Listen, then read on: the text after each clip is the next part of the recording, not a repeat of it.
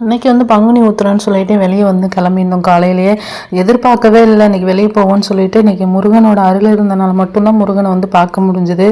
என் லைஃப்பில் வந்து முருகன் வந்து நிறைய விஷயம் நல்லது பண்ணியிருக்காரு. நான் லைஃப்பில் ரொம்ப கஷ்டப்பட்டு இதெல்லாம் நமக்கு நடக்கவே நடக்காது, இதெல்லாம் நமக்கு கிடைக்கவே கிடைக்காதுன்னு நான் அழுது நமக்கு யாருமே இல்லை அப்படின்னு நினச்சி நான் நிறையா இடத்துல வந்து சோர்ந்து போயிருக்கேன். அப்போல்லாம் வந்து இந்த கடவுள் மேலே மட்டும்தான் எனக்கு நம்பிக்கை இருந்தது. அந்த கடவுள் மட்டும்தான் எனக்கு வந்து வழி காமிச்சு என் வாழ்க்கையை வந்து ஒரு நல்வழியில் திருத்தி அமைச்சு கொடுத்தாரு. அது நான் சாகிற வரையும் முருகனுக்கு வந்து நன்றியோடு இருப்பேன். நான் எனக்கு முருகன்னா அவ்வளோ பிடிக்கும். சின்ன வயசுலேருந்தே எனக்கு முருகன் சாமி ரொம்ப பிடிக்கும்.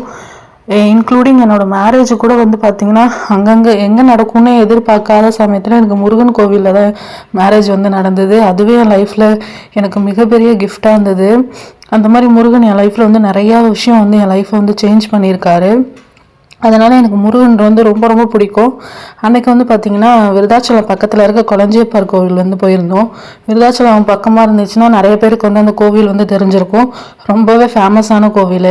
அன்றைக்கி அங்கே தான் வந்து போயிட்டு பங்குனி உத்திரம் பார்த்துட்டு வரும்போது நிறைய திங்ஸ் எல்லாம் வாங்கிட்டு அப்படியே வந்து வீட்டுக்கு வந்துட்டு இருந்தோம். அன்றைக்கி வந்து நிறைய கும்பல். ஆனால் முருகனை சூப்பராக வந்து தரிசனம் பண்ணோம்.